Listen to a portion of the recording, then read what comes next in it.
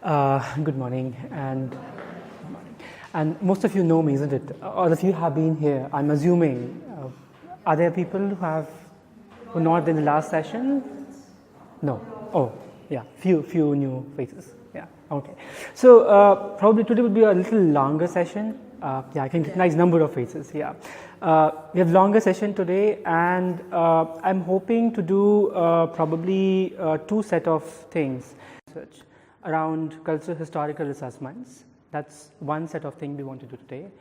And two is to set up a kind of a conversation. Means I'm not seeing this as a kind of a one-off exercise which we are engaging in.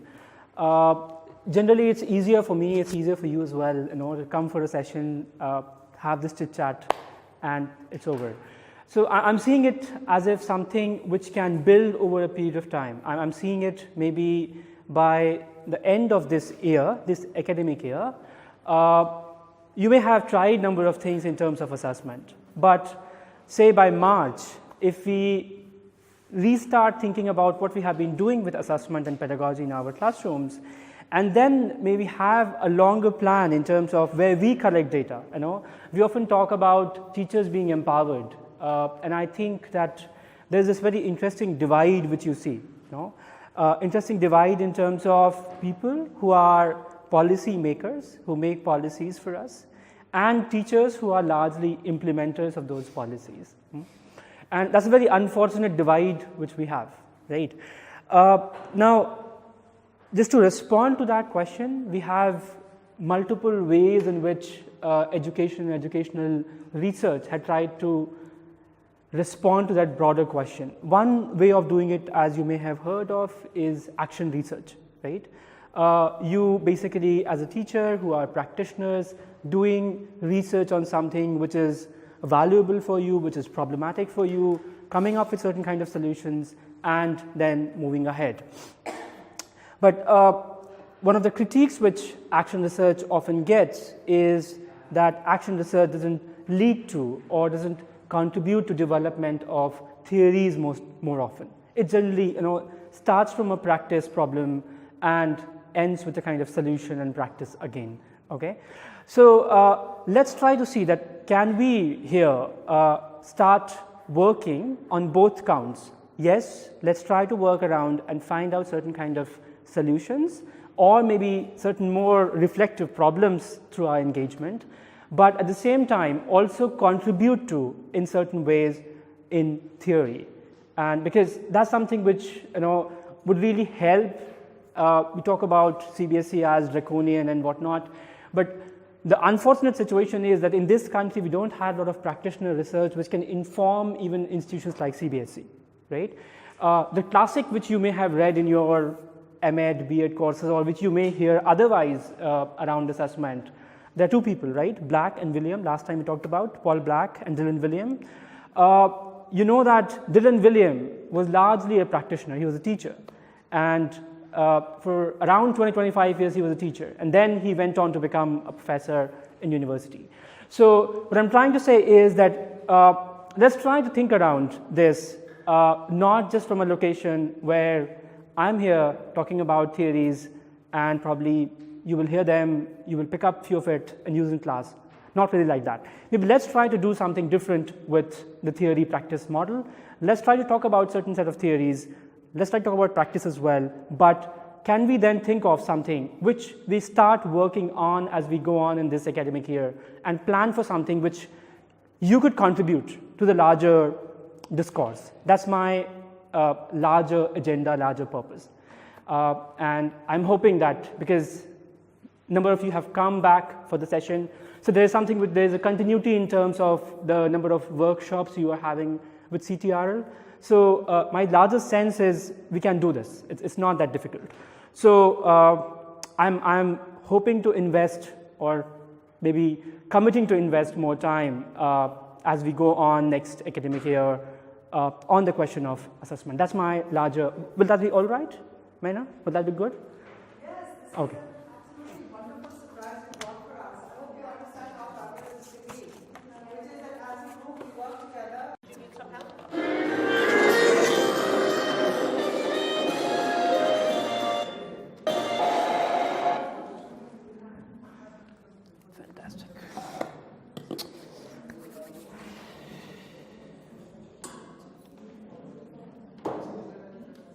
Okay, so just to put things into perspective, maybe we can just start with a short movie. Have you seen The Smoke Cellar?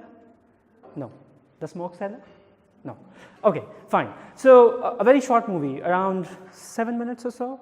But what I want you to do is take notes and think about what kind of bell does it ring in your head, okay? What do you think this movie is about, okay? Is this anything to do with the kind of practices you are engaging in your everyday context or not, okay? So, here is it.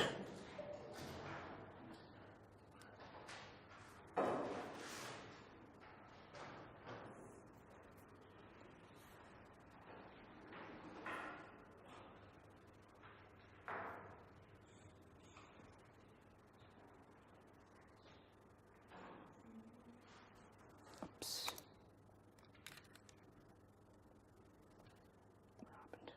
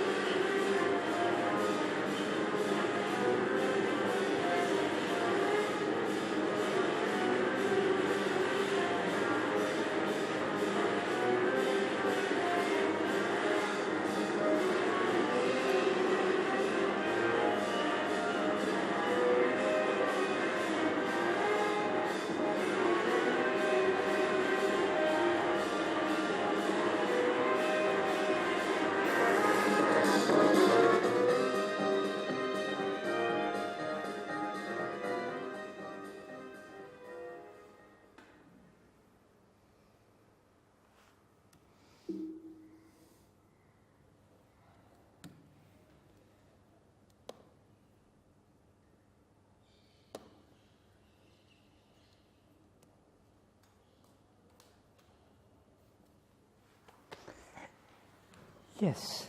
So, what do you say? What do you say? What was the story about? Sorry? How to make way to what you want? Okay. He made an impact. Mm-hmm. Yeah.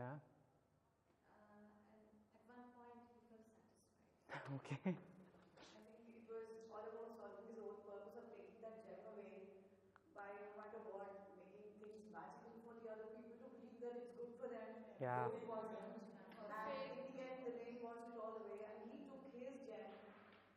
Ran away. He's gone away with it. Yeah. That's what I get to see. Right. Any more? It was about somebody who had taken the advantage from the others and not making them realize that they are being used. Fantastic. In fact, they were emotionally attached to him, and then when he was going away, they felt bad about it. Yeah. Yeah. Happy in their own little changes that he had done. Mm-hmm. But the main You are selling something to people, just disappear tomorrow, okay? 10 years back, a few more maybe, we got this interesting thing called CCE, right? It seemed to us that the smoke seller has come with his entire, that gadi and tamasha, everything has come. And initially, there were those hiccups which you see. It comes, it just crashes things. वो जो शुरू में एक cat दिखती है आपको, that cat just get crushed. जो छोटा बड़ा है, जिसको कुछ थोड़ा बहुत आता है, वो तो गया. जिसको थोड़ा बहुत कुछ आता है, there was some resentment. Those who were old just went in there, knocked it, said, it's a waste of time, it's a waste of money, it's a waste of resources. And then there are these tricks which comes out of the bag, and then you find that, oh, this is interesting, let's try this, okay? Exactly, right? Yeah. As you are engaging with more and more tricks, you are finding that it's not taking, it's surely discovering new set of things, but then all of a sudden when the weather condition changes, you find that the reality is not changing, the reality stays the same. Your learning outcomes are not changing, your classroom teaching learning is not changing, your larger discourse in pedagogy is not changing, but you are selling different kind of smoke to everybody. So that's the scenario. Every time you come up with a very interesting policy imperative, policy change, you find that people who are at the periphery all of a sudden are just too charmed by it for a period of time, and then they find that even the gem which they had in terms of the teaching or their pedagogic abilities is lost over a period of time, right? And when it's gone, then you just don't know what to do. So, जैसे CC जब जा रहा था, तो हम सब रो रहे थे, है ना? रो रहे हैं अभी भी कि CC को क्यों ले जा रहे हो? 10 साल में तो अभी हमने टेस्ट भी नहीं किया, ट्राई भी नहीं किया, कुछ पता नहीं है. That's how people are crying, cribbing, and it's difficult. Why I'm showing this to you? Because this is the larger context in which we are consistently functioning. Let's accept that.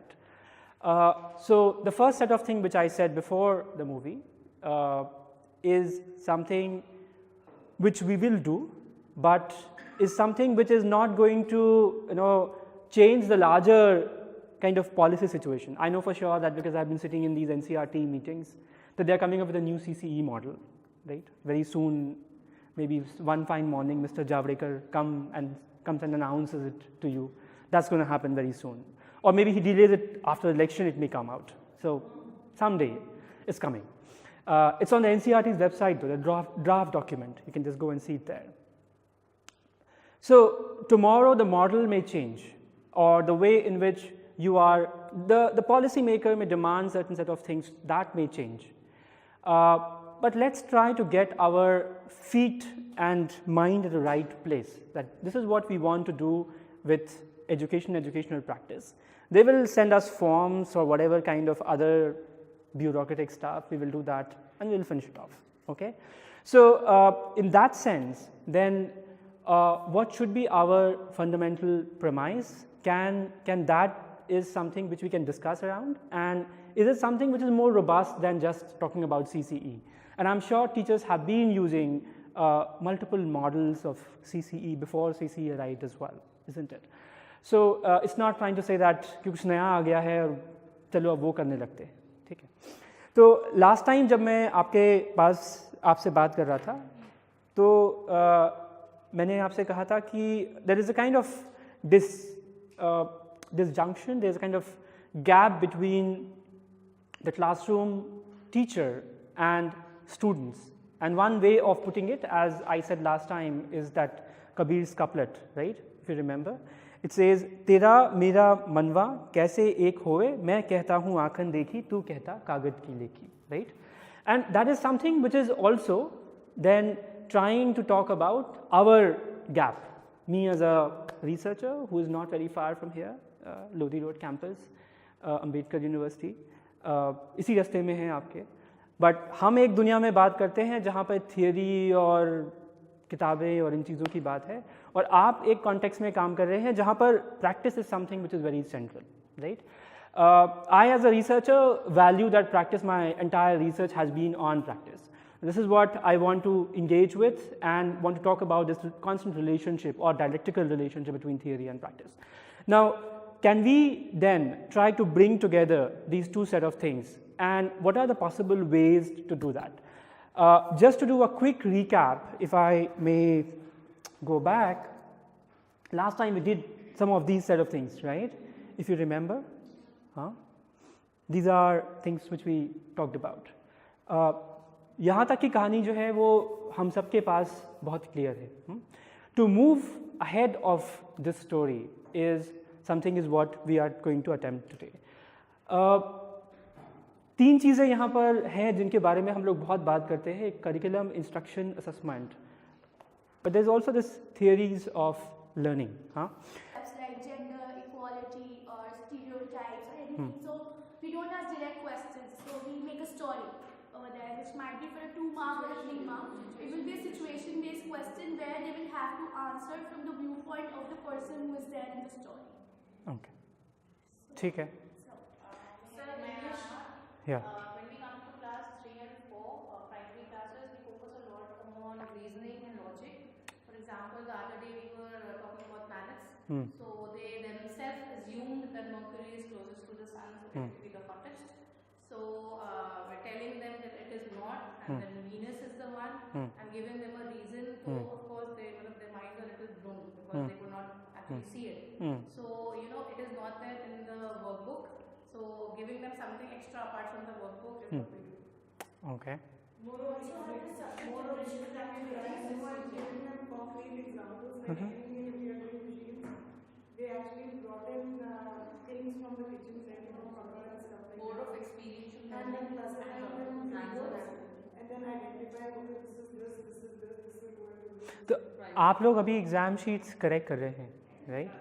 So what are the kind of answers you get? That's my second question, which is on the second sheet, in fact. You may be getting certain kinds of responses from students, okay? How do you give grades? Somebody said to me that CBSE देता है वो कर देते हैं. I understand. CBSE has certain broad rubrics, okay? Let's go beyond that CBSE rut.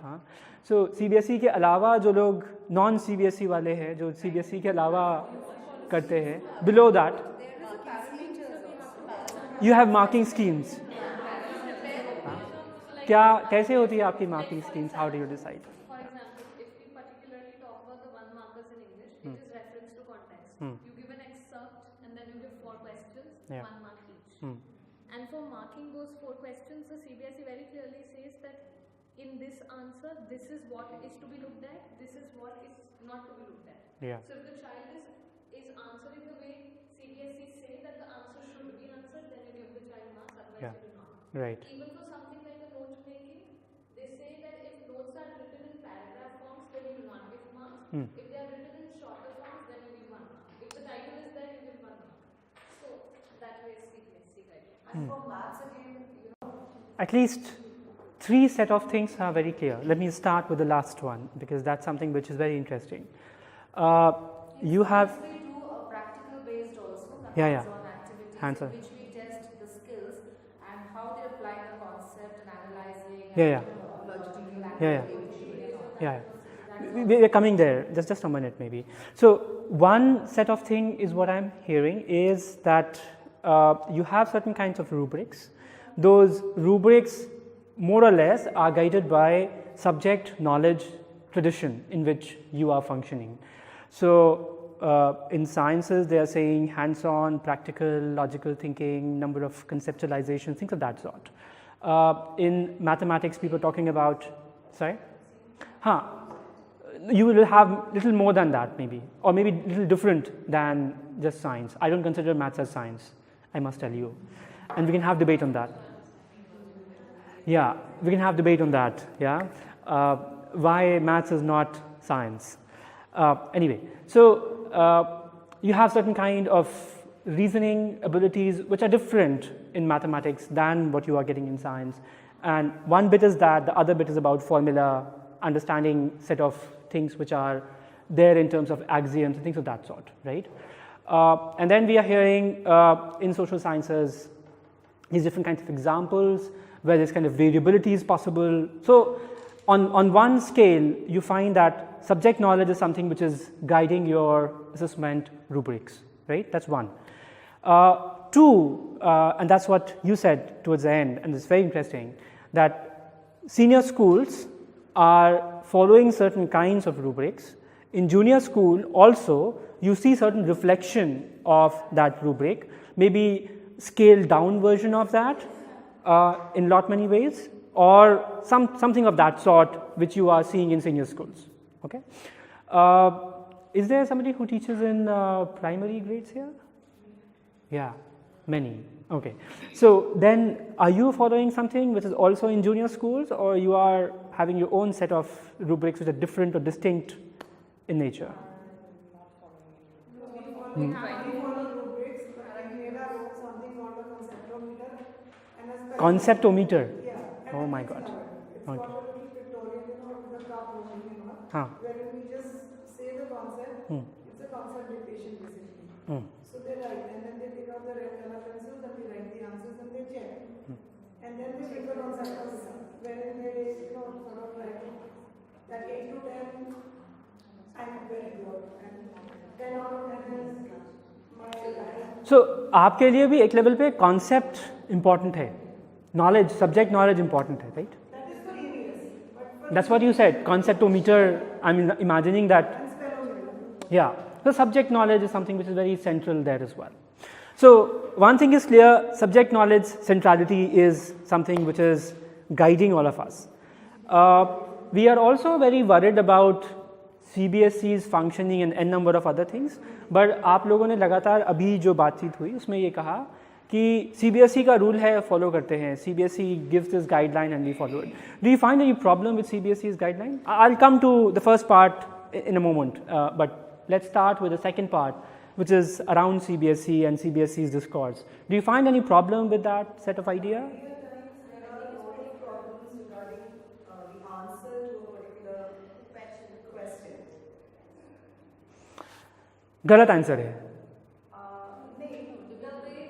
Contradictory will it becomes contradictory. If you want me to give an example, there is a concept of counting or calculating the national income. Right. So when we are talking about national income and the expenditure method, Right. so suppose we are talking about taking care of aged parents. Ideally, when you talk about taking care of aged parents, it should not be included in the calculation of national income.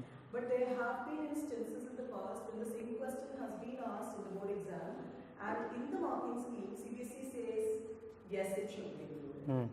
And after 2 years, when the same question comes, it says in the marking schemes, no, it should not be included. So Okay.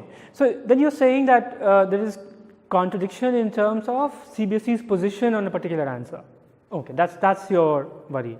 But there are also, I hope you acknowledge that there are multiple ways of trying to calculate national income as well, and they are not telling you different paradigms of calculating national income, rather just giving you that answer sometimes appears there, sometimes it just disappears from the list. Okay, so that's okay. Means I'm also seeing it as a, इस देश में काफ़ी discourse है ना इस समय GDP के बारे में, that the way in which you are calculating GDP is not right, or you have increased the GDP by this new method, time series method which they have got, जिसमें कि जो पुराना 5.5% वाला था अब 7.5% दिखता है, right? So there are different models then, and you are saying that that contradiction appears in CBSE's model. That's your worry. Apart from that, means that's okay. That's okay to have these kind of inconsistencies over a period of time. But then that creates a lot of confusion also Yeah. in the mind of the children. Also, I think as educators, for us also. वो इस चीज़ से जुड़ी हुई है जो आपने शुरू में कही कि स्कोरिंग के लिए आप तैयार कर रहे हैं, ठीक है? तो आप स्कोरिंग के लिए तैयार करेंगे तो ये समस्या तो आएगी ना. Anyway, yeah. You have a CBSE problem as well? Do you have anything to say about CBSE? On the other hand, I would say that CBSE is quite clear what they need in terms of marking. Because for them, it's marks driven, and they actually tell the kids where exactly you can score. So it's not something which is really testing. Now, let's go back. Let's take few steps backward and try to understand where are we. Last time when I was here, I talked about something called as growth mindset, if you remember. Okay, and I want to pick up that strand and discuss that further, but I also heard from you last time that most of you are doing assessment for learning, okay, which basically mean then you are not somebody who is scoring your sheets, exam sheets, only on the basis of marks or scoring guides, right?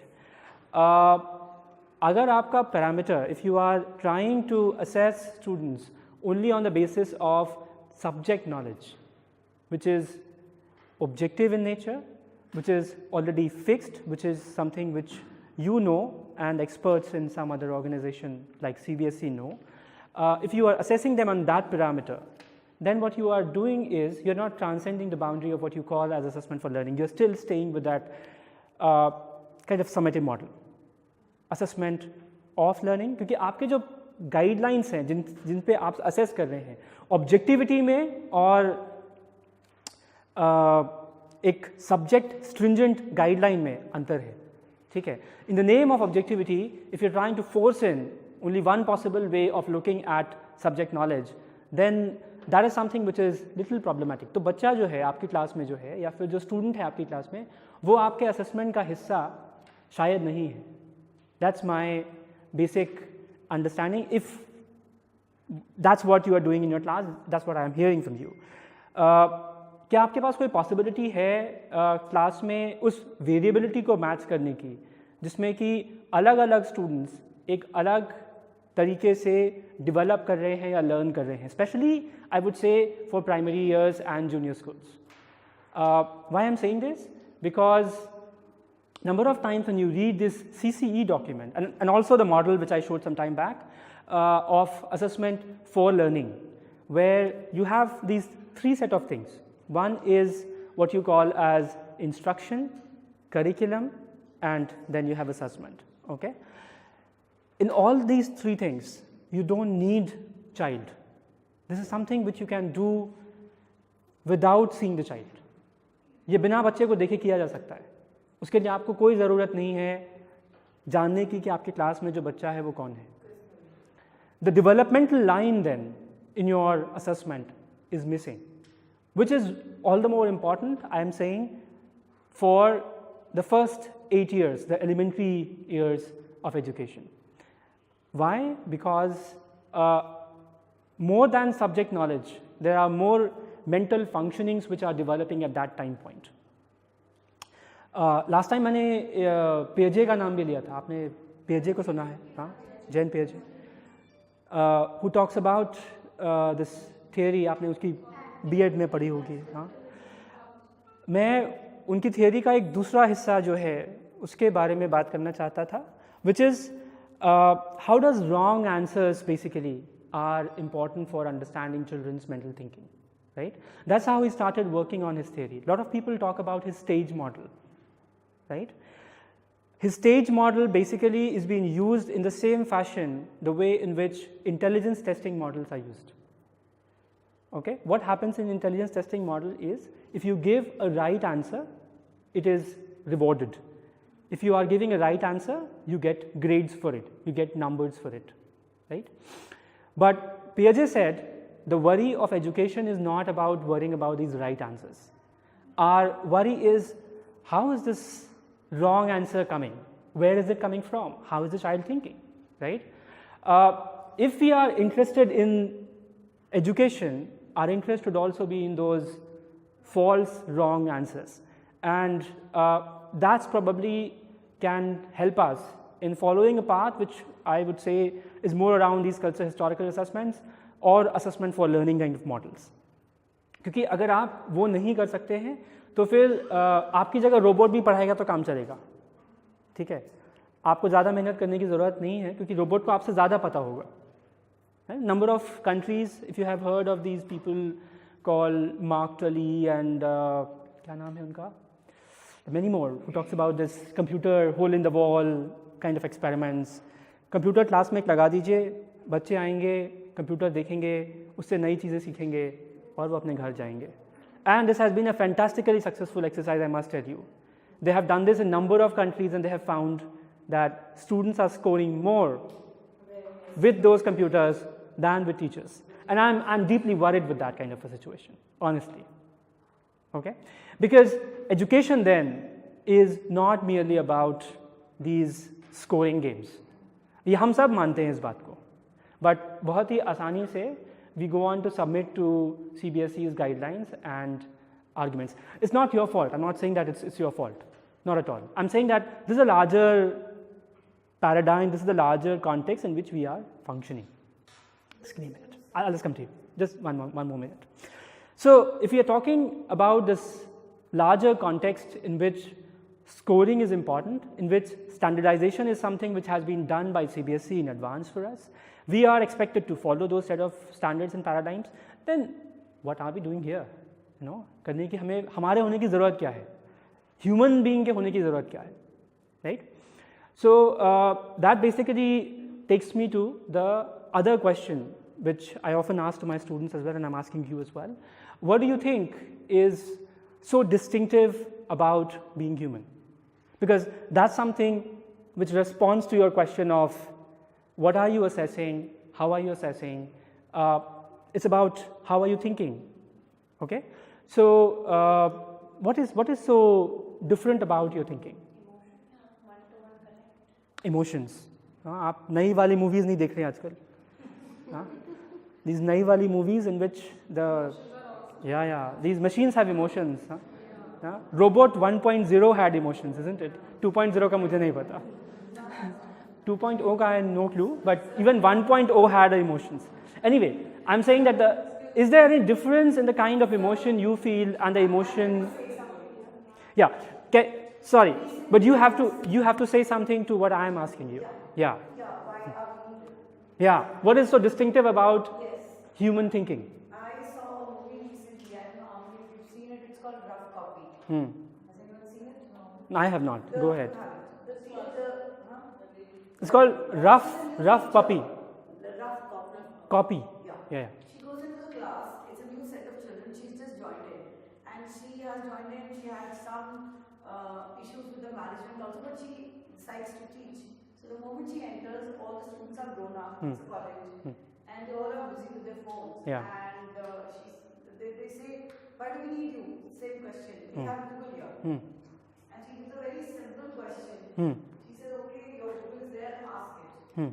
Now every child starts looking for the answer because they all have phones in their hand, and the Google gives 10,000 options as usual, and they all are searching, but they could not arrive at the given answer what the teacher was asking. So that movie is all about why a teacher is needed and what teacher also goes through. It's all about a teacher's life, like everything.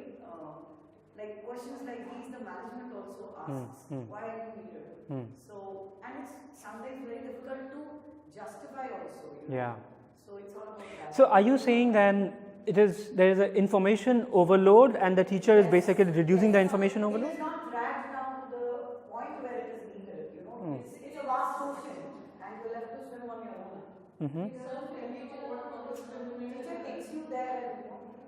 So do you want somebody like that as a teacher, who gives you like a quick answer, gives you the right answer, 10,000 में नहीं ढूंढना पड़े, एक ही मिल जाए answer. Teacher,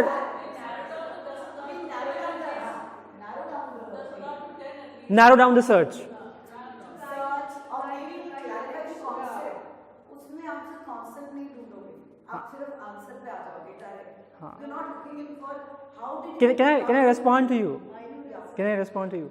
So, interestingly, when I joined my DPhil at Oxford, this is what was my worry as well, कि मुझे इस चीज़ में research करना है और इतनी सारी research मिलती है, पता नहीं क्या पढूं, है ना? So they said that go to the librarian. They didn't say me to go to a professor. They said librarian के पास जाओ. In universities, you have these librarians who are trained in telling you how to do advanced search, right?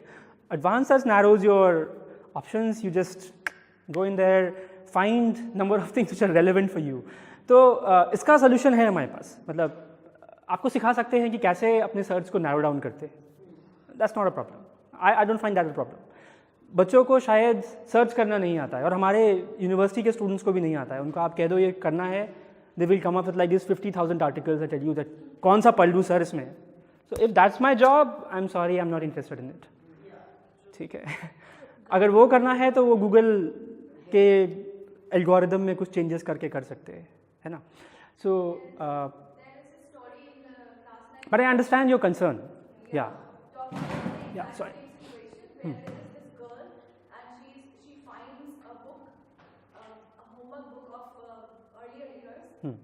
she finally discovered so many things about how her grandmother used to learn. Yeah. She's talking about future generation learning, where school is next door. She has a computer. Okay. There is a teacher who appears for a chat and they teach. Yeah. So how she finds that very interesting, and she also discovers different things about how schools used to work, how classrooms were there, and how children used to go to a playground, and then actually do so many things to learn. Yeah. And then there is a comparison. So even I asked the students that would you like to kind of replace us to something else. So most of them actually differed and they said that no, we really wish to come to a school context where we learn as a whole. Yeah. That story is also sort of making us discuss that point. Okay. If we can, if teachers are really replaceable. So are you saying that school provides a kind of social context which helps you just to come? हाँ, पर आप उनको social context तो देते नहीं ना. आप तो टीचर हैं, आप उनको बात करने के लिए तो बुला नहीं रहे हैं या बुला रहे हैं. Another point which you had said, and I want to kind Yeah. of reply to that, is that in English especially and in different subjects, we realize that there are too many concepts to be covered in a single year. So then we sort of decided that not everything has to be taught. There are some concepts which can be done through a project. There are some concepts which can be done through discussions, and some the students can do on their own, and perhaps just for the satisfaction of the fee payers, the parents, we justify that we've taken a worksheet, this chapter is done. Because even as teachers, if you want to make sense of a particular concept by not teaching it, parents always question कि इस chapter की question answer तो हुए नहीं और आप कह रहे क्या आएगा टेस्ट में, term test में, तो how do you justify कि ये chapter हुआ? So in order to satisfy the parents, we are there. In order to satisfy the knowledge, we are there. So we actually kind of work both. हाँ, मैं वही तो कह रहा हूँ कि I am trying to suggest a system in which parents' burden of chasing you is gone, right? So you register for a program and it's online, okay? आपको कोई एक कंप्यूटर में आएगा, बताएगा क्या करना है, सलमान खान एकेडमी जैसा. हाँ, have you seen that video? That Salman Khan, no, Salman Academy देखा आप लोगों ने? नहीं. That's interesting. Khan Academy. हाँ, that's Salman Khan only, isn't it? So you go to Khan Academy, Salman Khan Academy, and you find those videos. हाँ, और हाँ, you can just go back. Exactly. एक बार आपने सवाल कर दिए, काम खत्म. आपके पेरेंट्स को पता चल जाएगा कि आपने कर लिया है. I downloaded it for testing, and then this gentleman called me and he said, which class your child is? So I told him that my child is in KG and he got shocked. And I'm in class 2. And then I told him I had downloaded it for my own self because I wanted to see. That's fine. That's fine. My point is that जो आपकी समस्या है उसका solution है हमारे पास कि अगर ऐसा है कि पेरेंट्स आपसे पूछते हैं और there is a commitment to the money which you are getting, then that commitment can be solved. Your, this moral worry can be taken care of by a computer. So then, in that sense, machine can do that job better than you. There is a video which can just. Why do you need to build personal relationship? आप लोग कुछ तो करते नहीं हैं personal relationship का. आपने पूरे साल. That's thank you. That's my point. So आपने पूरे साल एक बच्चे को पढ़ाया, 6 महीने पढ़ाया, last 6 महीने. Now when you are sitting with your assessment sheets, that relationship is not important for you, isn't it? What is more important is that sheet of paper. उसमें क्या लिखा है, right? So the learning journey of the child. Then अब नहीं मत बोलिए क्योंकि आपने अभी मुझसे कहा है 2 मिनट पहले. Just you say it. हाँ, 1 minute. Yeah, 1 minute. So I'm just trying to say to you that I understand what you're saying. So relationship is something which you value now, okay? So this relationship between student and child is something which you value and it's important for teaching learning context. But then it is not something which should come in your assessment, isn't it? हाँ? Because वो तो guidelines से होता है, CBSE के होते हैं या फिर banyan tree school के होते हैं या फिर आपके subject के होते हैं, isn't it? Objective about your criteria. And you are following certain set of guidelines which are given by CBSE school or certain set of experts or whosoever, then what is happening in that larger context is your feedback then is also guided by those set of guidelines. तो आप कहेंगे कि आपने ये नहीं सीखा है, इसको ऐसे सीख लो, right? So these are set of things which you will say. Your feedback is largely conceptual, subject guided in nature, isn't it? How do you give feedback otherwise? अगर आपका criteria जो है वो objective है, जो subject based है, तो जो आपका feedback होगा वो भी उससे guided होगा, unless you have this split personality.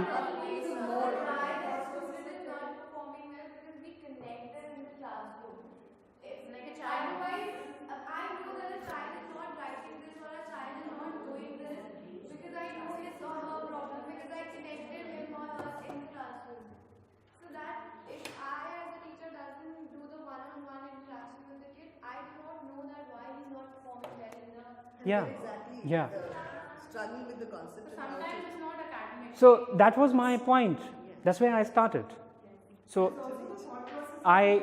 When you give the feedback, I mean, you cannot give it because you want to see the child criteria before giving the feedback. You just can't be so that subject oriented. The background of the child. So just tell me one thing.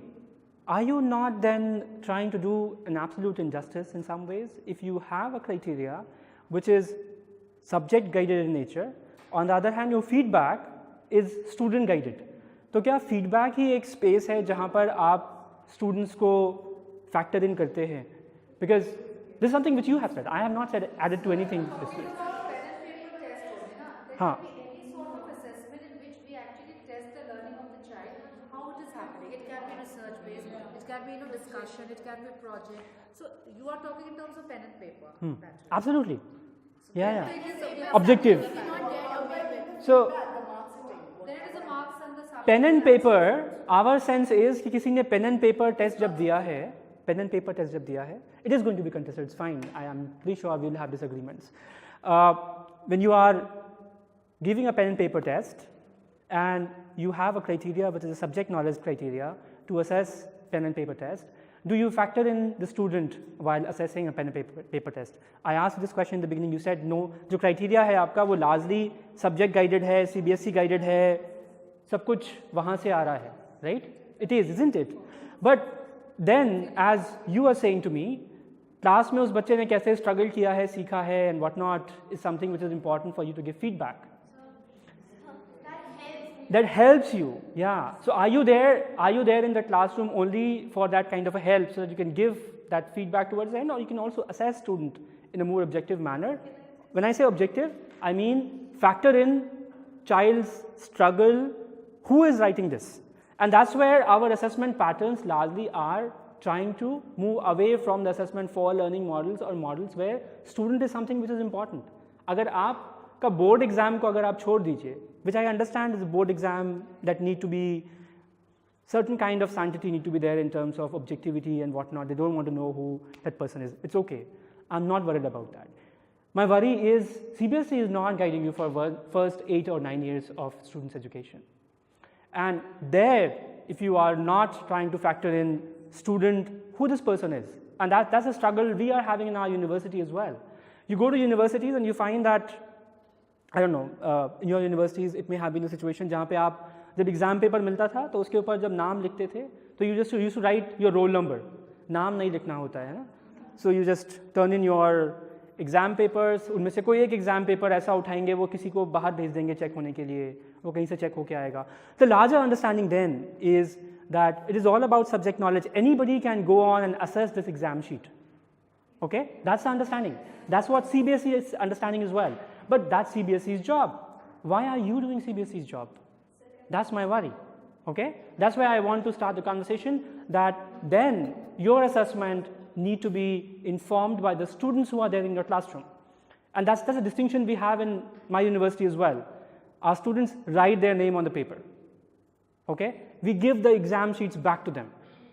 There is this kind of relationship which you're talking about. Okay, which you were discussing, relationship, right? So your feedback, your assessment is not merely guided by the final end term criteria of subject knowledge, but also how that student is engaging with that subject knowledge and what have you written there in terms of feedback. Okay, so then you are trying to bring the student in conversation with subject knowledge and in conversation with you as a teacher. So you are building these dialectical relationships in the classroom where student is center and important for doing their assessments. आप अगर class grade 10 की बात करें, मुझे कोई समस्या नहीं honestly. अगर एक कोई एग्ज़ाम होता है बोर्ड एग्ज़ाम जिसमें बच्चे एग्ज़ाम देते हैं, उनका स्ट्रीट बाहर जाता है, चेक होके आता है, कोई फ़र्क नहीं पड़ता. ठीक है, you are trying to replicate the structure. That's what the problem is. CBSE is not saying it. Your national curriculum framework document is not saying that.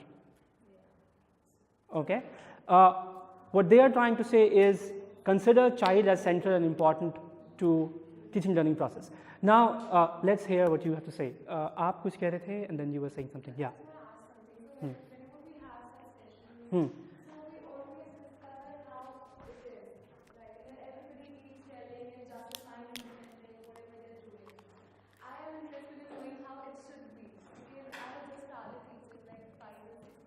So I want to know how it should be, because at the end of the session I am left with the realization that something is wrong, right? Because whenever we have some discussion, there is a flaw in what each one of us is doing. This is not right. This is not right. Yeah. But I want to know how it should be. Thank you. What's your name? Sorry? Mahir. Mahinur. Sorry. My problem. So you know what? Yesterday evening I was doing my slides and my wife teaches in Jamia.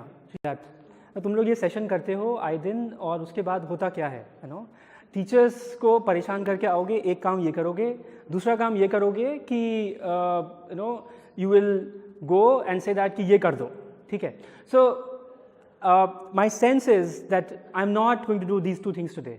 Okay, by the end of the session today, and we will do this collaboratively. I understand your worry and concerns. Can we then move towards a kind of model where we can consistently talk? It just can't be a recipe, you know. मैं कहता हूँ कि संजीवनी बूटी मैं देने नहीं आया हूँ.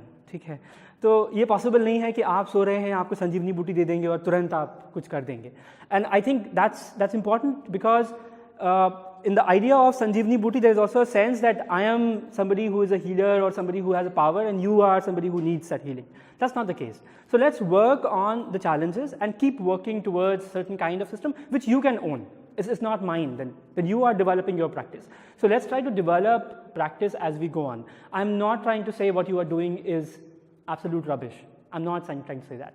I'm just saying that can we start the conversation where the teacher is considering student and students learning as central to the process of assessment. ठीक है, आप करते होंगे कई तरीकों से, पर शायद can, हाँ, we will discuss that how we'll do it. No, I'm not saying something is wrong. I'm saying that so the discourse in education is not about something is wrong. The discourse then probably is how can we improve this further? Okay, you are doing something which has value. I'm not saying it's completely useless, but can we do something to that already existing valuable entity and make it more valuable? Okay, where you can gain more confidence tomorrow. And this is something which, this is a very interesting quote from Dylan Williams' book, where he says that if we are in the profession of education, then we are here because we believe that I can be better than what I am today. Okay, so you're constantly evolving. That's why you are in education. That's why children are here. They come to grade 1 and they stay for 12 years in education because there's a belief that being in here in school, they are consistently learning something new every year. The same is true for you. I mean, as a teacher, we just can't, there's no point being in this business if we just don't evolve ourselves. So what I used to write maybe 2 years back, I feel it's all crap. It's what I'm doing today is a lot better, but that's a consistent feeling which we need to have as we engage in. So my quick answer to you is let's work on it together, okay? And don't feel that guilt that you're doing something wrong. I don't want you to go with that kind of a guilt.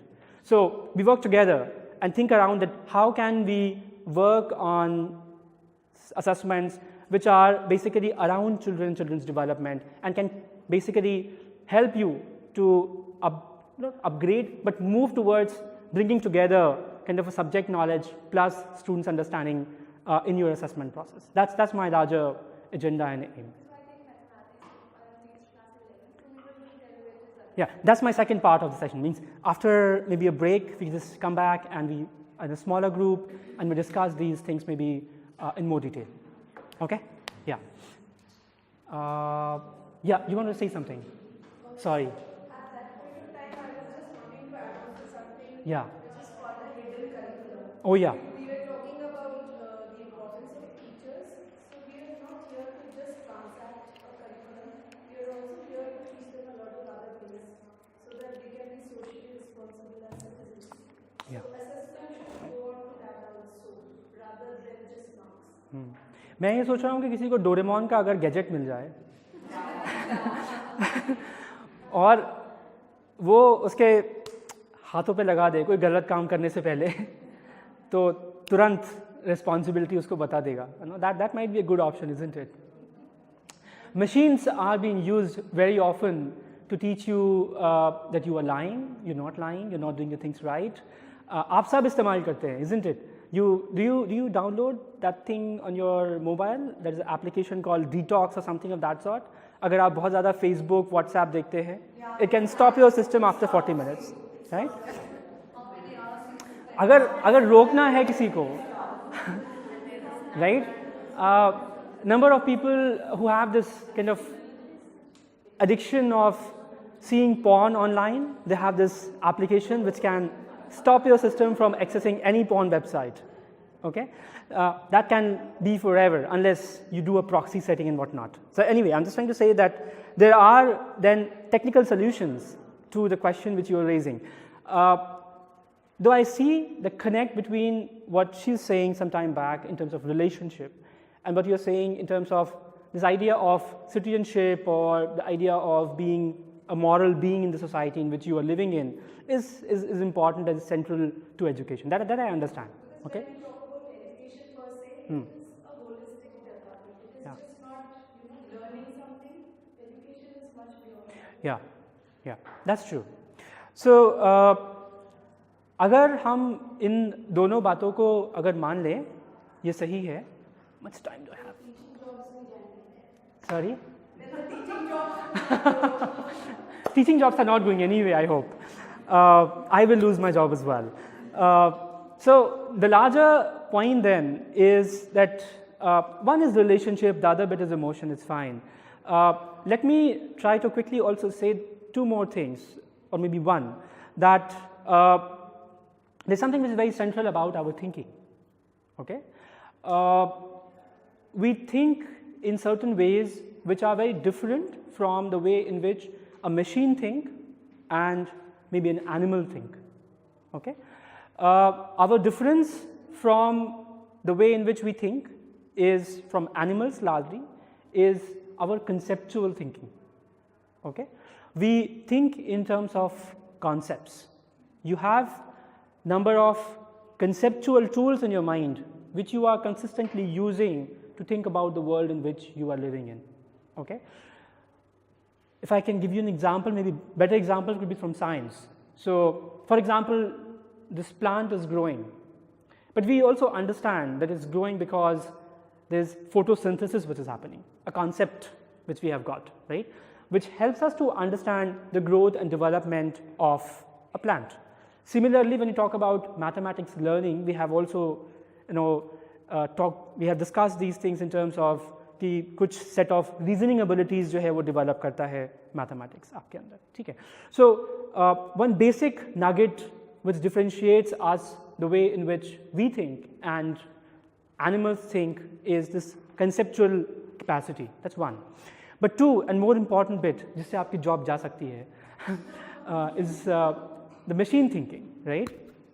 I think that's something which is very important to look at. That machines sometimes also are thinking conceptually as well, because if you ask certain kind of set of things, they will have those very clear responses. Okay, but वो response जो है वो inferential responses हैं या फिर वो केवल details हैं, इसके बीच का अंतर जो है आपको समझना पड़ेगा. Interesting examples could be, I'm not sure I mentioned this to you last time or not, but could be those smoke detectors, right? आपने देखे हैं वो smoke detectors जो होते हैं? It's a simple machine, right? इस कमरे में आग लगी है या कोई सिगरेट पी रहा है केवल? The response of smoke detector is the same, right? On the other hand, your response to that smoke would be very different. Okay, you will respond differently by your inference of the situation. Just mere smoke is not leading you to go on that silent mode. Okay, so inferential thinking then is something which is very central to human thinking, human functioning, and that's what you are doing as a teacher all the time. And our job is also to record it then, right? For the first time when you enter your class, grade 1, grade 2, आप 6 महीने से पढ़ा रही हैं. First day when you enter the class, you have made certain images of the children who are there in your classroom. The inference, you just cannot do without it. It's impossible. You meet somebody, you start thinking कि कौन है ये, क्या करता होगा, ऐसे कपड़े पहने हैं, ऐसे रहता है, ऐसे बोल रहा है, and you're constantly inferring. And those inferences are based on certain kinds of concepts which you have developed over a period of time, right? So being aware of that helps you also to respond then to the world in which you are living in. And they are not just mere inferences. Those inferences guides your further action. ठीक है? जैसे आप road पे चल रहे हैं और किसी अनजान आदमी से जब मिलते हैं तो यू असेस ना कि क्या करना है, इससे बात करनी है, नहीं करनी है, 2 मिनट करनी है या ज़्यादा बात करनी है या इससे और जानना है, इससे विजिटिंग कार्ड लेके ही हिलना है यहाँ से. So you decide about it, right? So there is this constant effort of inferencing that happens in your classroom as well, because that's central to your thinking process. उसके बिना आपका काम नहीं चल सकता, ठीक है? So then in your write-ups, in your assessment, towards assessment, when you are moving towards your unit tests or when you are moving towards your end-term assessments, it might be helpful to keep track of some of those observations as a teacher. I'm not sure, you may be writing your teacher diaries, कुछ चीज़ें आप लिखते होंगे, लिखते हैं ना?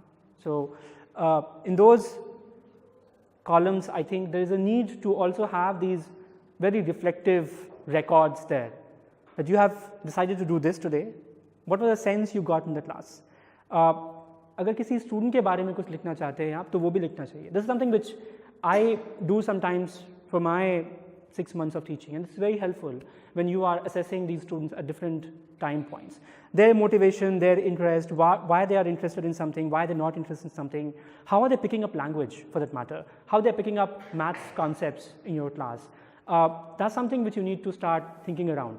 पर उसके लिए ये ज़रूरी है कि आप ये भी समझ सकें कि ह्यूमन जो थिंकिंग है, स्पेशली जो प्राइमरी ईयर्स में पढ़ाते हैं लोग, उनके लिए कि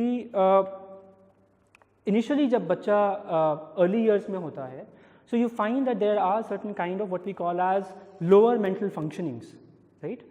you have, all of us have those basic lower mental functionings. आपके पास मेमोरी है, a level of perception is there, a level of speech is there, there is a possibility to analyze certain set of things in a very basic manner with the help of color, group, organization, lines, what not. ठीक है? So कुछ set of हमारे पास lower mental functioning है जो कि हम सबके पास है, right? But one of the jobs of school is to help students to develop more advanced higher mental functioning, and that's what you are doing in your classrooms when you are engaging them in number of set of things in physics class, maths class, chemistry class, or whichever other classes, right? The purpose is not to just tell them कि कोई एक आदमी था उसने isotope बना दिया, it's not just to talk about those concepts in that sense.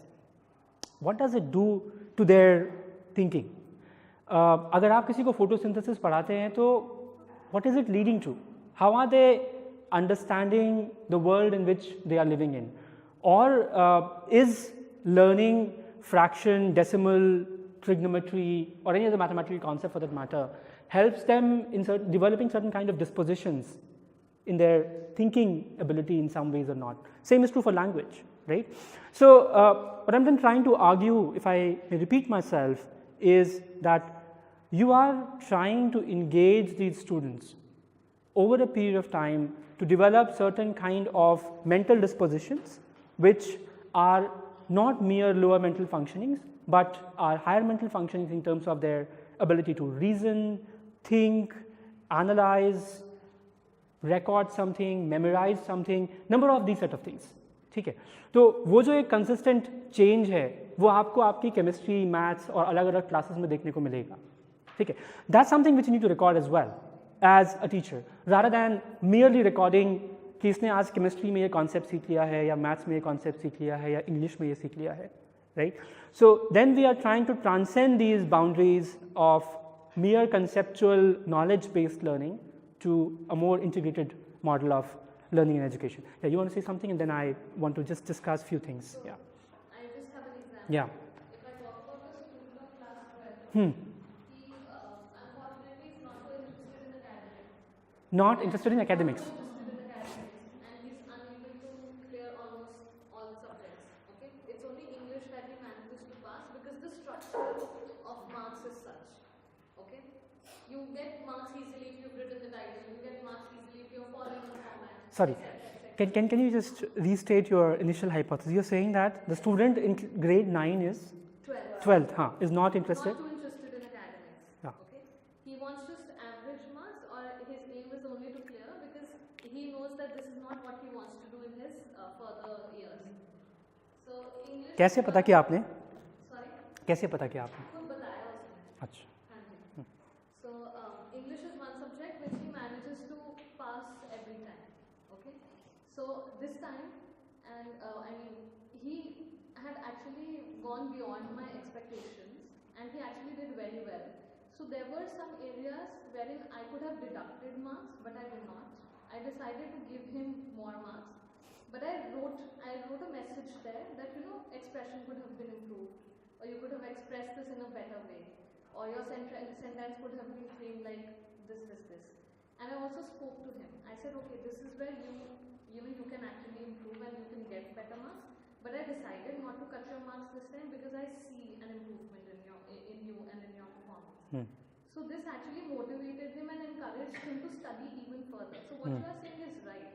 But we can do this only to an extent, because if we are talking about 11th and 12th standard students, every teacher's and every child's ultimate aim is board exams. And if something is followed in the CBSE or during the board exams, this is what we need to, take to our classrooms and inform and orient our kids about, so that they also go with this mindset that, okay, I need to write this answer in this way so that I get so many marks. Okay. And if you actually talk about marking in English, I am not happy with the way CBSE decides how to break up marks for your long answers, because it gets easy for a child to score. However, English is not an easy subject to score. But if we talk about our current situation, children are getting 99 also. Yeah. So it is only because the pattern of marking has changed. So one title written, 1 mark given. 3 paragraphs divided, another mark given. So I'm not sure. I'm just responding to you on 2 broad parameters. One is this question of easy difficult. हम teachers को बड़ा complex है कि मेरा विषय जो है बहुत मुश्किल है. It's not that easy subject.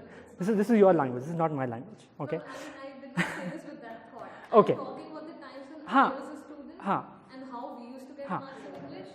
The reason is that we try to relate the question of easy and difficult with what is score of children in that particular subject, right? All of a sudden, because the students are scoring very high in CBSE examinations, you feel that the subject has become easier. Okay, I said something in the beginning, not beginning, but some time back, that there is a real need for us as teachers and educators to distance ourselves from this kind of CBSE modeling our pedagogy. I know it's difficult, but it is important. Why I'm saying this? Because if you are constantly thinking from that location, then you are also categorizing subjects on the basis of CBSE's patterns and understandings and ideas. And I sometimes, like 4 years back, if you would have asked me, I had a very similar view as you have. I've worked in CBSE for a while, left CBSE, and that's not the reason I'm giving this reason to you. The reason is that I understand it in some ways, it makes sense, because the purpose of CBSE as an exam-taking body is not to govern your pedagogy in that way. You are deciding to do it. It's not their job. And 2 is that you are trying to model your pedagogy on the basis of what happens in the end-term examination in your boards. Right? That's the only way of thinking about pedagogy in your classroom. That's unfortunate, I would say, isn't it? Because the purpose of CBSE is, as a larger exam-taking body, is to show to the country that, look, there are a number of students who can do well. Number of times this conversation has happened in CBSE that आपका जो 10th का exam है वो बहुत easy है, 12th एकाएक बहुत difficult हो जाता है, right? And all of us have that kind of problem. But this is a very interesting discussion where they say that the purpose of taking a grade 10 examination is to test people on certain kind of basic abilities and give them a certificate that they have gone to school, they have got these kind of lower mental functioning all right. Okay? That's the kind of certification they are doing, nothing else. आप एक board के ऊपर उससे ज़्यादा जिम्मेदारी अगर ला देंगे तो आप अपना काम से बचना चाह रहे हैं. That's my response to you. Nobody is stopping you to do a detailed develop a detailed guideline for your assessment for your class. And I can tell you from examples, not just here in Delhi, in Jaipur, in Bhopal, the other places where our students go and do research as well, that those spaces where teachers are not very bothered about the CBSE kind of examination and models, students are doing lot better. Lot better. Lot better. Lot better. Not नहीं lot. Lot better. बहुत अच्छा कर रहे हैं बाकियों से. ठीक है? I can give you number of examples, n number of examples. Digantar could be one point in case example for that. आपको ऐसे बहुत सारे examples मिलेंगे जहाँ subject, क्योंकि आप टेस्ट तो वही कर रहे हैं ना. अगर आपका subject knowledge robust है तो आपको बोर्ड के एग्जाम में कोई बहुत कम नंबर आ जाएंगे एकाएक. That's not possible. Exam taking ability is one part of your larger learning. So how we are imparting that knowledge is completely dependent upon us. Yeah, you have said that. The assessment that I'm talking about is the end term. guided by CBSE. But बाद वाला ना, शुरू वाला तो नहीं, जो आप अपनी क्लास में करते हैं. If I talk about the +2 level, then it has to be guided, it has to be done in the way the CBSE does it. So that the students also get to know that in the final exam, this is how they'll be assessed. So you are. It is about Yeah, that's what I'm saying. So every time you are thinking about assessment, you think that it's a net practice, isn't it? हाँ ना कि विराट कोहली ये वाला shot अच्छा नहीं खेल रहा है, इसको करेक्शन करना है. आई थिंक एजुकेशन के बारे में जब आपको सोचना चाहिए तो थोड़ा अलग तरीके से सोचना पड़ेगा, right? So then why are you saying that your pedagogy is related to assessment? That's a model we have agreed on, isn't it? अगर आप कह रहे हैं कि pedagogy और assessment में रिश्ता है, जो आपने शुरू में कहा था पहली क्लास में, तो वो रिश्ता होना चाहिए ना. आप pedagogy में तो कुछ पढ़ाएंगे, जब assessment लेने जाएंगे तो कहेंगे CBSE का मॉडल काम करेगा. हम उन्हें do's and don'ts बताएंगे, लेकिन हम improvise करके interactive बनाएंगे कि उनको concept clear हो जाए. करिए, कोई मना नहीं कर रहा है आपसे. हाँ, कोई आपको मना नहीं कर रहा है वो करने के लिए. But I am saying that when you do assessment, consider your child as something which is more important in the classroom rather than the CBSE examination results. An example for this also, that at times we can actually do it, but not always. It's fine. Nobody can do all the things all the time, you know. So it's fine. It's okay. Do we break now? Yeah. Okay. So we break here. So I need your attention for around 20-25 minutes. Okay. I'll run more or less like a lecture mode teacher. Okay. Less time. So yeah.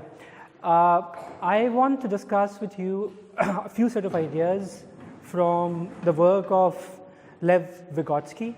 You may have heard of his name. हाँ, Vygotsky का नाम सबने सुना है. हाँ, किसने नहीं सुना है? Together. Yeah. So you have heard of Lev Vygotsky before. I'm trying to pick up few strands from the research which is happening more recently around Vygotsky's work. There are a number of traditions around Vygotsky's research. One of them is called as cultural historical activity theory. That's a kind of model which I follow in my research. But why I'm talking about this today is I want to discuss certain set of things from Vygotsky's research and then want to see that can it provide certain kind of tools to us in terms of thinking about children's development and bringing it in to thinking around children's assessment then. Okay. I'm also assuming that number of you who have heard of Vygotsky's work have also heard of the idea of zone of proximal development, right? That's something which is very central, controversial, at the same time discussed quite a lot. So the story basically is that around 1925, number of people with Vygotsky, especially these two gentlemen called Luria and Leontief, working with him, and he was a full professor at Moscow, working with him around this question of how should we understand human learning, right? When you were doing your B.Ed courses, people have talked to you about different kinds of learning theories, okay? You have got this behaviorism to Freud, to Piaget, and I'm pretty sure briefly they might have touched upon Freud as well, Vygotsky as well. The distinction which I want to bring in our conversation today is that Vygotsky probably need to be seen not just as a learning theorist but also as a developmental theorist, okay? And by saying that, I am trying to say that there is a difference between talking about learning and development, okay? Number of theories basically do not maintain the distinction between learning and development. If you are seeing it from the lens of a behaviorist, you will find very clearly that the learning and development are collapsed, okay?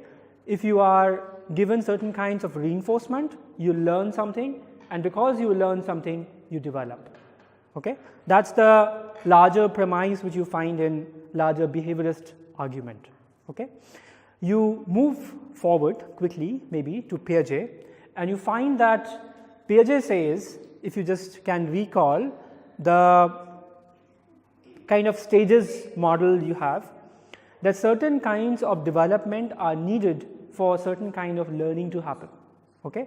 So you cannot teach maybe a grade 3 child trigonometry, because the kind of capability, the developmental capability has not come to the child yet. So you just can't start teaching something to the child which he or she is not capable of grasping or engaging with. Okay? So the larger point is that learning basically is something which happens after the development has already happened to the child. Okay? So where you can teach something to somebody if and only if he has developed certain kind of mental capacities. Okay? When talking about this larger argument, Vygotsky turns Piaget's argument on its head and says that that's something which is very flawed in nature, because you want children to be in school to develop so that their learning can guide their development. Learning can push their development forward, right? So that's the larger argument which Vygotsky is trying to present in terms of relationship between learning and development.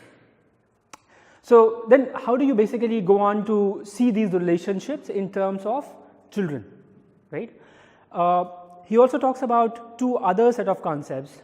One of them which I am picking up now is the idea of social situation of development, okay? SSD. Similar to ZPD, he talks about this idea called as social situation of development, okay? Every child has a very distinct social situation of development. You gave me an example today. There's a child who says that I'm not interested in doing this English, मैं कर रहा हूँ बस, उसके बाद मुझे कुछ और ही करना है, ठीक है? I'm not sure where it's coming from, but I'm just saying that every social situation of development develops in you a different kind of learning intention. Every child in your classroom is coming with a very distinct kind of learning intention.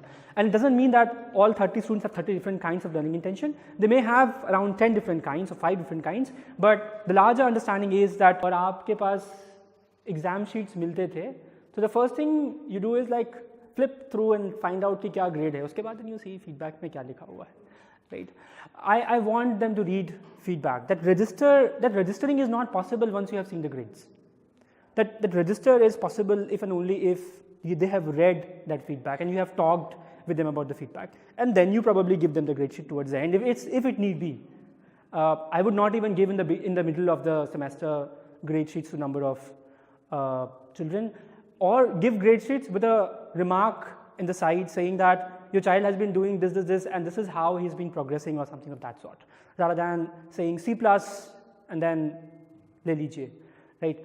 Number of other things can be discussed. I'm just giving you quick things because this demands a longer conversation in the sense that कैसे दे रहे हैं, किसको दे रहे हैं, ये भी सोचना पड़ेगा. क्या आप उस पेरेंट को जानते भी हैं कि कौन है वो, पर ये भी नहीं है कि आप उनको जानते नहीं कि वो क्या बोलने वाले हैं, क्या कैसा रिएक्शन होगा. So as policy makers, are people really thinking of generating awareness in the parent community? कौन करेगा? कौन करेगा? पॉलिसी मेकर करेगा या आप ही करेंगे? आप मुझे बताइए कौन करेगा?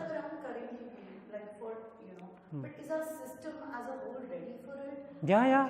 If you are ready, system is ready. कौन है system? I'm not saying that. नहीं, आप तो वही तो मैं कह रहा हूँ, आप एक बाइनरी में घुसे हुए हैं जहाँ से निकालना आपको बहुत ज़रूरी है. आपकी बाइनरी ये है, marks are not important, marks are everything. That's not what I'm talking about. Marks are important. Who is saying marks are not important? I'm not saying that marks are not important. Marks are important. Why do you think marks are not important? But how do you basically talk about marks? Marks के बारे में कैसे बात करेंगे आप? Do you think marks are important? I'm not totally convinced with this.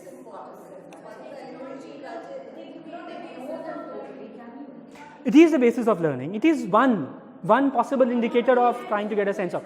So it basically, our conversations are. Yeah. Thank you. I think marks will always generate this kind of conversation. Also because we are very happy discussing them in terms of these interesting binaries. मेरे लिए marks ज़रूरी नहीं है या मेरे लिए marks बहुत ज़रूरी है. I think this is a conversation which is very easily done. I'm saying that let's not talk about marks as unimportant or marks as something which is important. Marks are important. Why they are not? They are. अगर आप as the teacher तय कर रहे हैं कि आप किसी को एक test देंगे, और उसको इवैल्यूएट करेंगे और आप उसको ग्रेड कर रहे हैं और आप बाद में कहते हैं कि मार्क्स आर नॉट इम्पॉर्टेंट, इसका मतलब आप अपने काम को डिवैल्यू कर रहे हैं।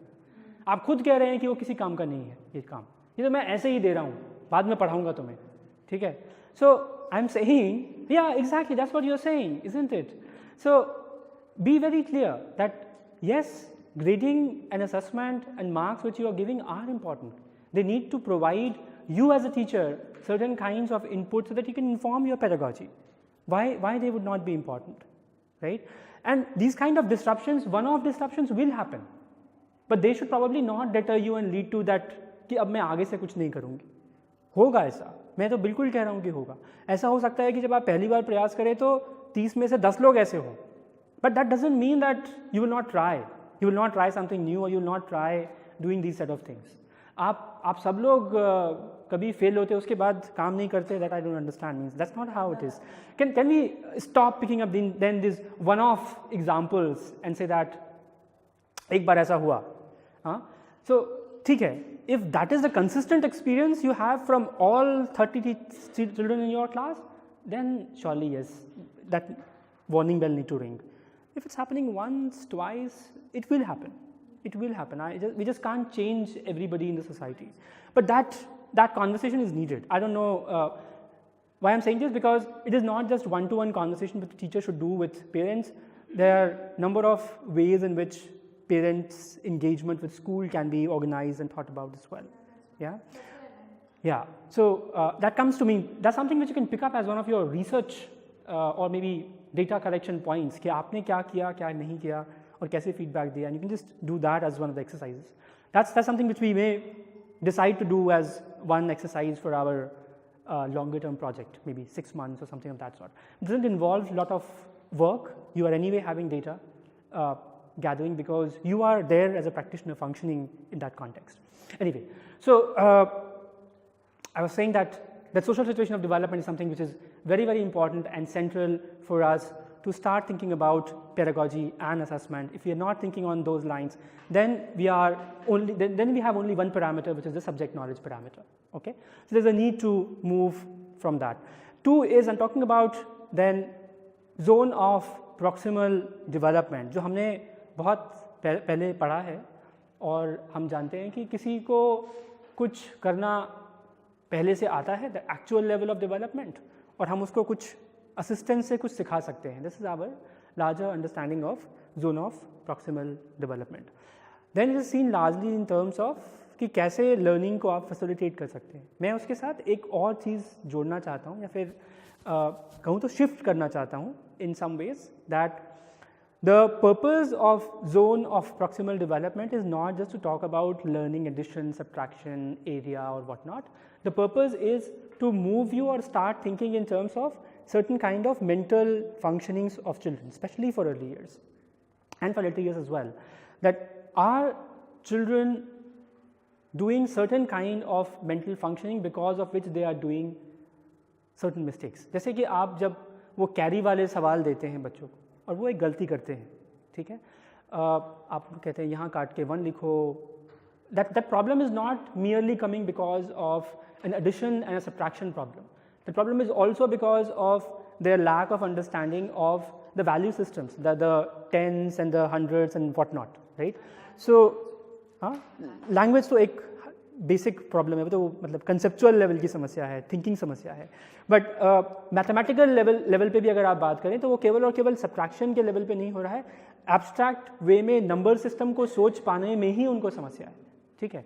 So what you are seeing is basically in terms of mental functioning a lack of capability to start thinking in terms of abstraction in terms of number. जब वो concrete number दिखते हैं 10 का bundle, तो then they can find out for you कि ये 19 है, इसमें से हमने 8 निकाल दिए, that's fine for them.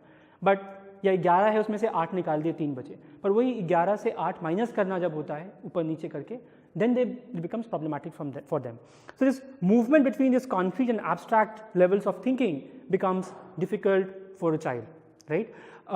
Or we can just pick up any other example from mathematics in the later years. We talk about trigonometry and things of that sort, where just imagining that, क्योंकि आप जब वही सवाल जब formula में लिख के देते हैं तो बच्चा सॉल्व कर देता है, लेकिन जब आप प्रॉब्लम लैंग्वेज में लिख के देते हैं they find it like it's impossible for them to reach that level of detail.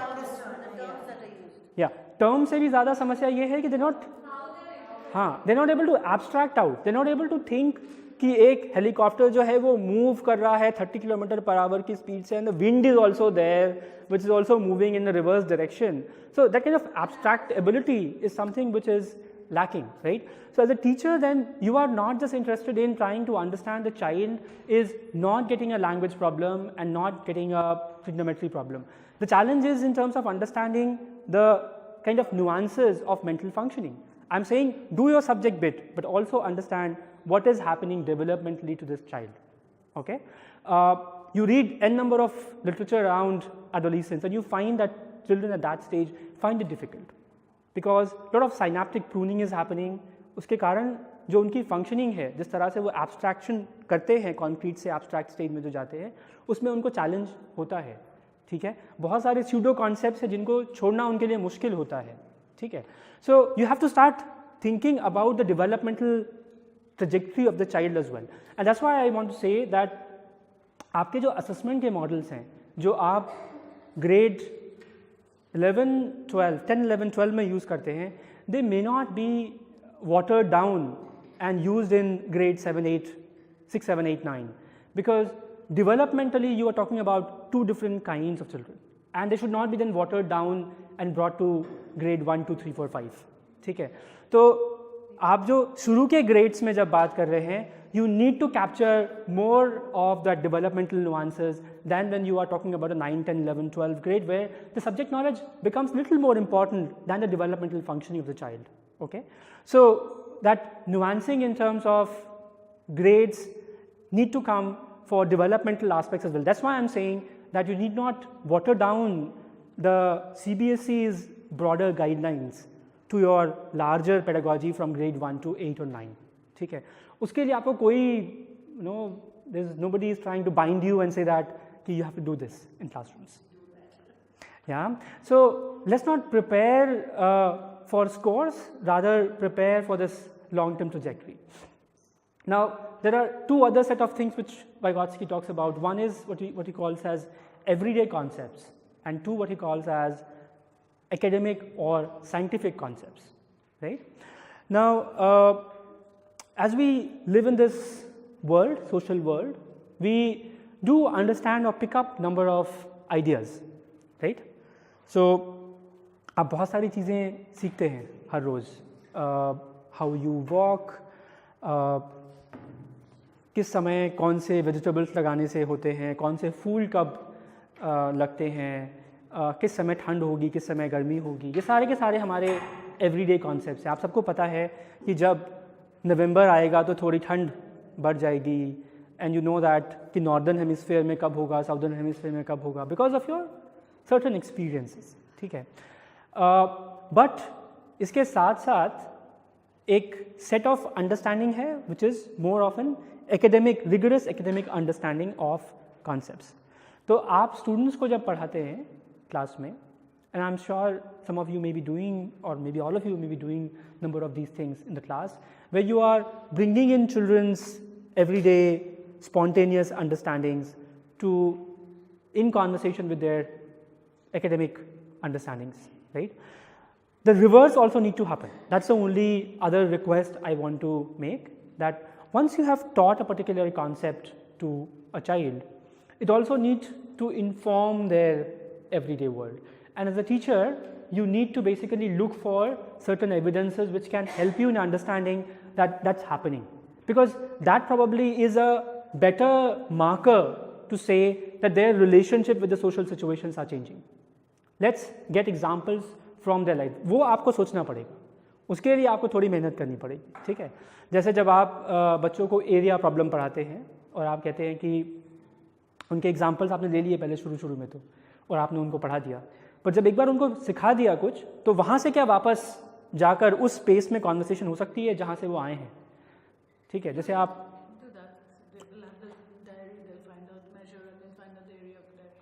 वो शुरू वाला करते हैं ना आप, हाँ, आफ्टर दैट द बैकवर्ड्स, पर वो उनके डायरी और किताब तक है. I am saying the world in which they are living in, ठीक है? more than basketball field, because this is still school context, right? Their world, उनकी अपनी दुनिया, ठीक है? आप किसी छोटे बच्चे से मिलके देखिए, आपको वो ज़्यादा इंटरेस्टिंग समझ में आएगा, ठीक है? I have a 3-year-old daughter and I see this very often. She picks up something and then tries to utilize it in n number of different places, right? Even a language, कोई एक नया शब्द सीखेगी और उसको गलत सही जगह जगह उसको लगाने का प्रयास करती है. More often than not, very apt. All children do that, right? I'm saying that reverse linking is something which you should be looking at as a teacher and try to incorporate it in your assessments. So can you give them a kind of an exit slip from your class and say that, okay, we have discussed this, we have talked about this, this is your example, I have talked about this, you have understood it, now this is an exit step for you.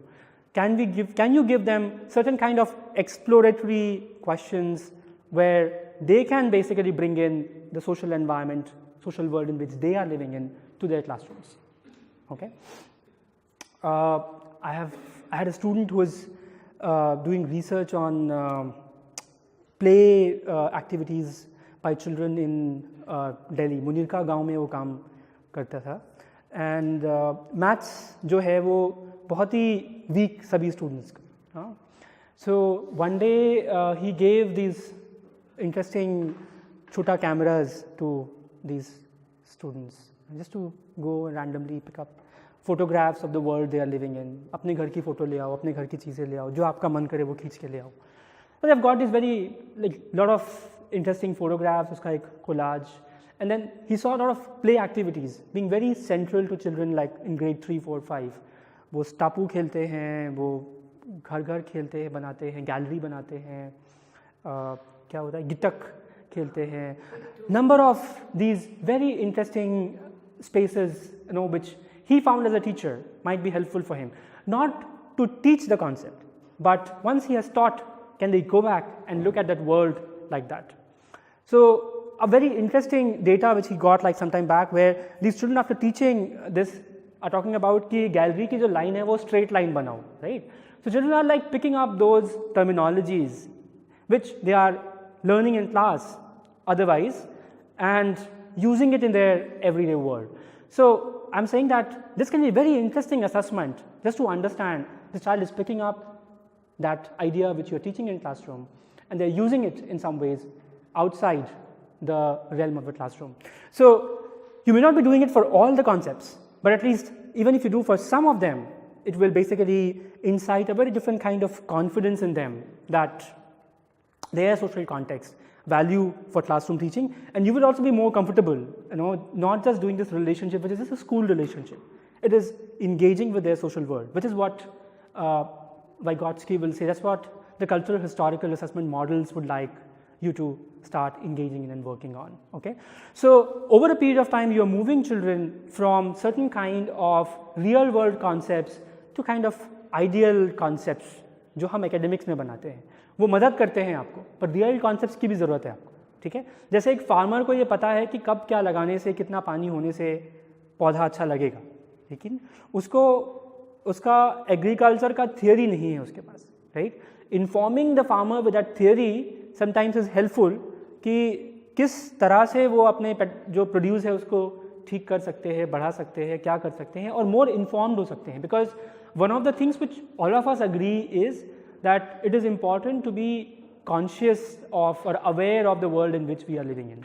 So what academic concepts does to you is it makes you aware of the world in which you are living in. Otherwise which you are not.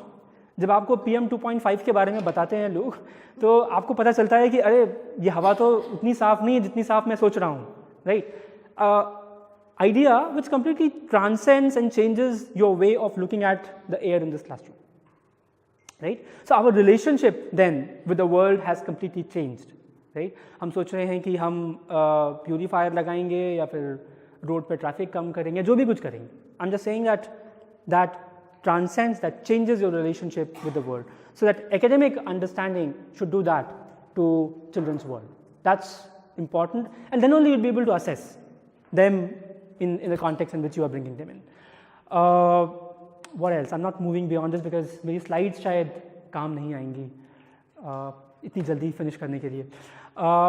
Yeah, so maybe one which I want to show. Oops, not this. Yeah, so maybe one small sentence from here which I want to pick up is that consciousness does not determine life, life determines consciousness. That's something which is very interesting to understand. कि हम ये मान के चलते हैं कि हमारी जो ज़िंदगी है वो हमारे मेंटल थिंकिंग से गाइड हो रही है लगातार, right? But if you see it's otherwise, the kind of our social interactions, our conscious engagement with the world basically guides the way in which we are functioning. So that's all the more reason for you to basically engage the social context of learning. Not this.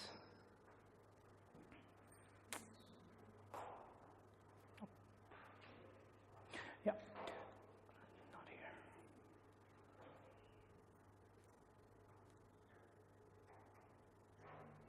Yeah, so in that sense, when talking about zone of proximal development, this is very interesting because functions that have not yet matured but are in the process of maturation, functions that will mature tomorrow but are currently in their embryonic state, they are termed as buds or flowers of development.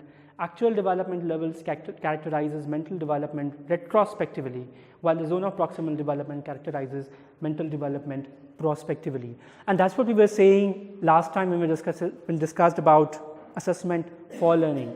We said that we want to basically assess somebody so that it can inform our pedagogy to give them certain kind of feed forward, not just feedback. Okay? So अगर आप ये करने का प्रयास कर रहे हैं तो कल्चरल हिस्टोरिकल मॉडल आपसे ये कहता है कि you have to basically look at what's happening, क्या चैलेंज है, किस तरह से वो सीख रहा है, नहीं सीख रहा है, या क्या आपको सुनने को मिल रहा है. जो आप करते होंगे, मुझे पूरा भरोसा है अपनी क्लासेस में जब आप शुरू में सवाल करते होंगे स्टूडेंट से, वो बहुत कुछ आपको बताते होंगे कि क्या हो रहा है, क्या नहीं हो रहा है, and you may get an number of misunderstandings, pseudo concepts in the beginning in your classrooms. But later, as you work with them, you find that they are consistently moving towards certain kind of mature understanding of the idea. Okay? So capturing that is important. Use that moment basically to assess them as well. Okay? This is not a historical assessment. I'm saying that cultural historical assessment then will add at least 4 set of things. One, I said SSD, social situation of development, zone of proximal development 2. 3, I said moving children from everyday concepts to academic concepts and capturing that movement. And 4, I'm saying that you basically have to keep working on certain kind of mental functionings which are constantly evolving as children are developing. Okay? So that's what I largely call as cultural historical models of assessment.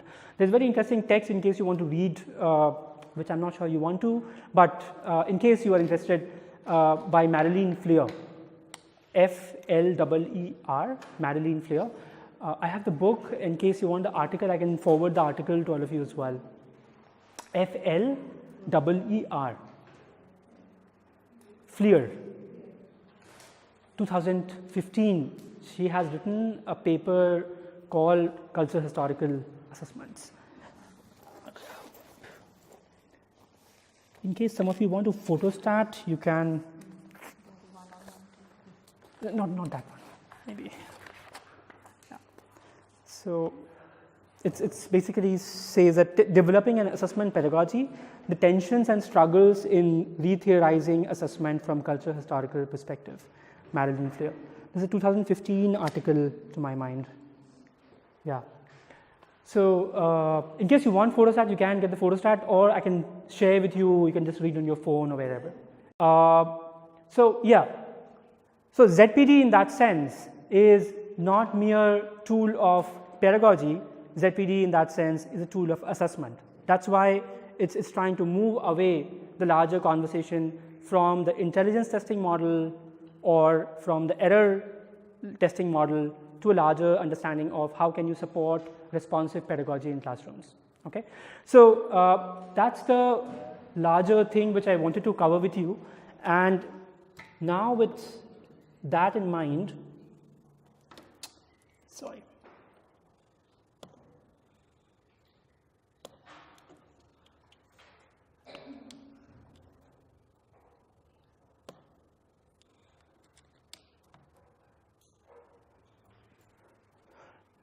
something which we discussed last time, that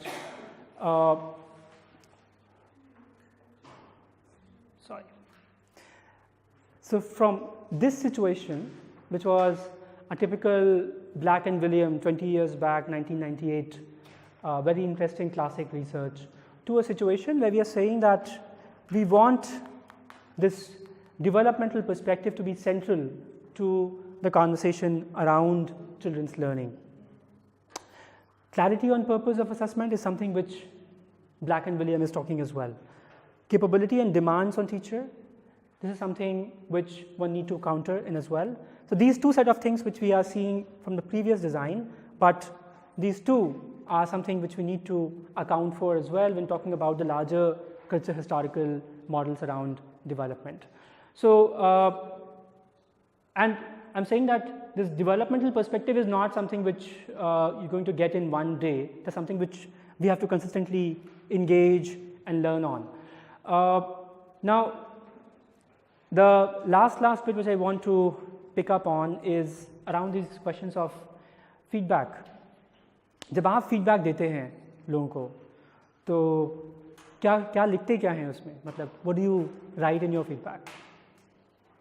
It's related to the subject that it Subject, yeah. And overall also we write, but now we've changed it to the ERP system where I think we are giving an overall comment. yeah.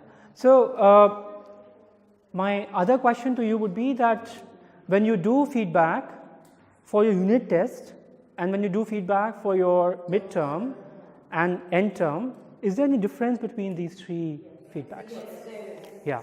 And what's the difference? Because in the beginning you are encouraging you don't know the child too well, so it's different. And when you know the capability of the child, then your comment changes. For example, if the child you know in class is very interactive and has the knowledge, but when written paper has not performed. So accordingly you can say no over there that has it but is not using it. Yeah. Something like that, you know. It's a Potentially learning journey in progress. Learning journey in progress. Yeah. good effort and can do it better, is capable of doing better, showing better results. Okay. Right. Right. More often than not, are one of the troubles which I face very often is that when you have a pen and paper test, our comments largely then are something around good effort and what they can do, you know, as such a very general comment. I have found out more recently after giving more annotated kind of a feedback in the beginning to students really is helpful, you know, just write feedback where you see a pertinent, you know, mistake has been made or something of that sort has been done. So if you are assessing maybe something and you find that this is a place where the serious jump has happened in terms of arguments or concepts, it might be helpful to just mention it then and there itself. So a kind of annotated model of giving feedback where it's not only coming towards the end, a kind of accumulated feedback which we are generally very accustomed to give. So a more of annotation might be helpful. कई बार जो सही जवाब होते हैं वो हम उसको करते जाते हैं, ठीक है, लेकिन अगर आपने वो कुछ सवाल आपको यूज़ करने पड़ेंगे अपने असेसमेंट में विच कैन बी मोर और less like a hinge question for you, जिसको हम कहते हैं कि they basically give you entry to a sense that a child has understood a particular concept correctly. Okay, even for those right answers, sometimes you need to write that as a teacher you understand that the person has got or understood that concept and how have you got that sense. तो जो आपका hinge question decide करते समय जो सवाल आपने दिमाग में सोचा था वो चीज़ आपको कहना पड़ेगा towards the end कि ये चीज़ शायद आप समझ गए. जैसे मैं जब class In a writing skill, when a child has done very well, excellent thinking, and a smiley also is made over there. Like, it's encouraging for the child to know that his thinking or whatever is put on paper makes sense to the teacher. It's not the routine stuff, it's out of the box or something like that. Yeah. So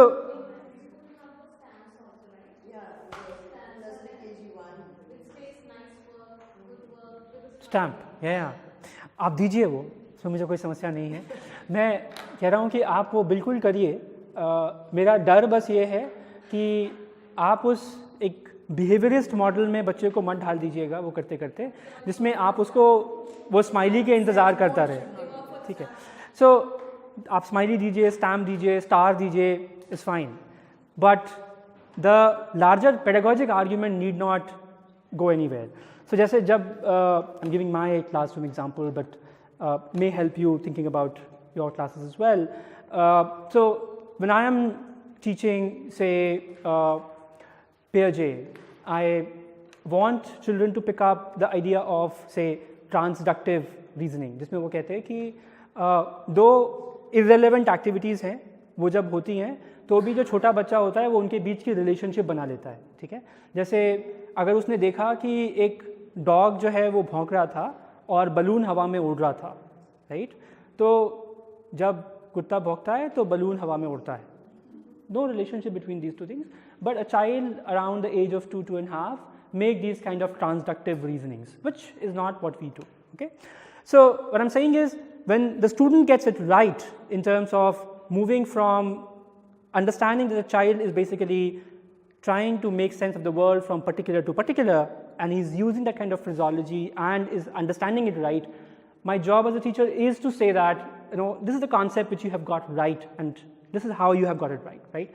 So basically also re-emphasizing and making the child aware that what were you looking for, what has he got right. Otherwise it becomes only about कि मुझे A+ आया है या फिर मुझे अब ये करना है. So it's not just about encouraging. What does that encouragement look like? Encouragement is a very broad term. How does that encouragement look like is something which we also need to do, which is our purpose as the pedagogic experts. It is a difficult job, but it's something which will inform you as well quite a lot as a teacher. 1 साल 2 साल शुरू में करने में आपको मुश्किल होगी, but as you start doing it, it will help you to teach in classrooms as well. कि मैं जब पढ़ा रहा हूँ तो क्या पढ़ाना चाह रहा हूँ. That purpose will also keep coming back to you. So in that sense, I'm not saying that don't encourage, do those smileys if it encourages people, but be very carefully say that what is encouraging there and what you're finding is little discouraging after seeing or after teaching like 6 months. Okay? It need to be more work for children as well. Feedback need not be just कि मैं खुश हूँ या मैं दुखी हूँ, मैं क्या करूँ इसके बाद जिससे कि मैं इस चीज़ को सीख सकूँ. इसलिए मैं कह रहा हूँ कि आप वो चीज़ें लिखिए वहाँ पे, right. And that can happen only if you have question-wise annotations. It just cannot happen if you have broad end of the page document where it says you have got it right, do it well next time, or this is something a huge improvement from the last time. Say these things. The general comments come towards the end. It's fine, but what are you trying to test? How has the child performed? How do you think he has understood? Say something around that. Yeah, you were saying something. When we are checking the papers, when we are giving a feedback, so like you're saying, for these detailed writings which ma'am is talking about, we also give feedback which is particularly relevant for the child for improvement. Say, if the child has done a creative writing really well, then we write that we write the ideas or something like that. So it's not only a good, but the child needs to know that what is this good standing for. Perhaps I like the sentence structure, or I liked the usage of better vocabulary, so we write that. Yeah, that's what you need. Yeah. We point out the grammatical errors and the spelling errors, obviously, Which is part of your. Correction, like telling me whether I've gone wrong grammar sound. So when a child makes a grammatical error, all childs make the same kind of grammatical error, or is there a difference between their errors? There's a difference. There is a difference. Yeah, so that kind of difference, in terms of their Exposure to the language. Yeah. Okay. Let's accept for now. Yeah, certain common errors for sure. But that we discuss in the class. When we have some common errors at the time of giving a feedback, we discuss common errors before Yeah. giving out the answers. That's true. So what I'm trying to then say is that in our smaller groups, when we start working, not more than 5, I would say, in one group, let's try to work on certain set of things which we can improve on.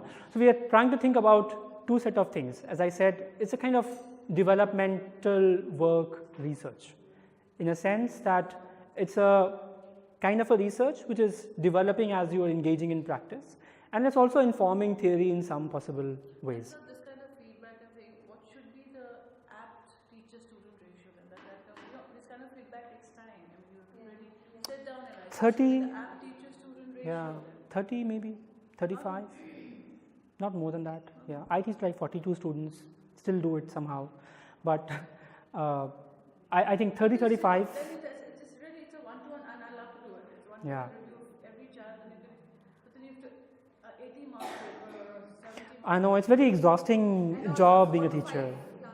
Yeah, yeah. It's not like only Yeah. one section. So there has to be some benchmark as to how many sections to be taken, what should be the teacher-student ratio. I mean, theoretically it sounds very nice, but practically there has to be some benchmark somewhere. Okay. 35 maybe? Yeah, that might work best. That might work best. Yeah. But I don't know, means I'm also saying that I teach 42. You know. Yeah. And it really exhausts you. I'm not denying, but And we would love to do this feedback. okay. Actually, that's where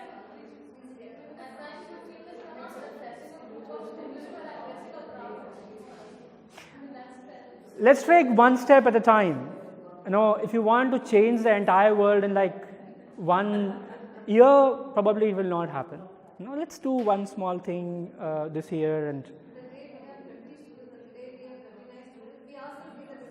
I know. We are able to connect. They are also very focused.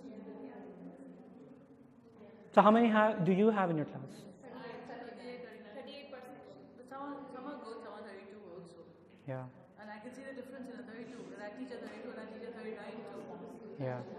Even that one. No, not a huge difference though. Means I understand. First few years testing it out might be very difficult. 35 से 2-3 ज़्यादा है ना?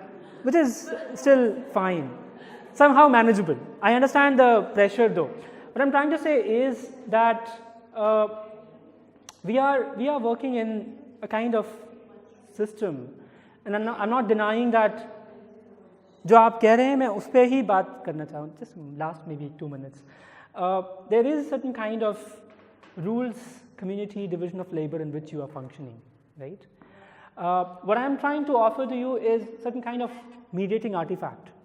They can succeed, they can fail, that's fine, I understand that. And they can succeed and fail based on these set of situations as well. I'm not seeing that you have 80 students in your class or 60 students in your class. So 35, 38 still is kind of manageable somehow. And not saying that all change will happen like in next 3 months or 6 months. You will do maybe smaller bits. Just pick up that smaller bit of trying to change a particular kind of feedback for next 3 months in certain ways. And let's see that how and what it does to your students. Or thinking about, can we do a lot of exit slips where we are trying to bring in children's environment into their classrooms. Just one small change, okay? Not saying just pick up all of it in one shot, okay? So that might be helpful doing in these smaller groups. Also, doing in these smaller groups may inform each other's pedagogy in some sense. कि मैं ये कर रही हूँ, शायद ये करने से अच्छा हो सकता है साइंस की क्लास में या मैथ्स की क्लास में या फिर इंग्लिश की क्लास में. So I'm just seeing that it's kind of a small scale work which you are doing, and it should not add too much on your teaching load already, which I know that you may have a lot of teaching load anyway. Okay.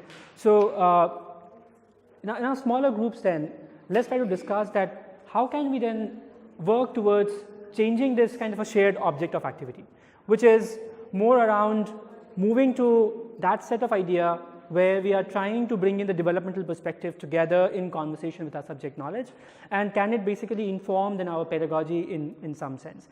Number of things you are anyway doing, but can we think around something which is more than merely, so some of you can just think about how do you write criteria, thinking about children and your subject knowledge together, and do that for next 3 months and see that what kind of effect it's coming to.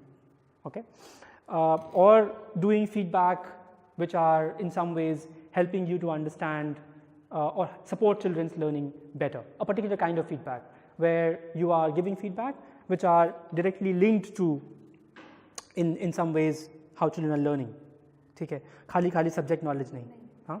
So those kind of smaller set of things we can just start trying, and then we see that how it converges somehow. Okay. So can we then have these smaller groups, and those smaller groups can have a conversation and on maybe piece of paper? Can we steer a few things from here?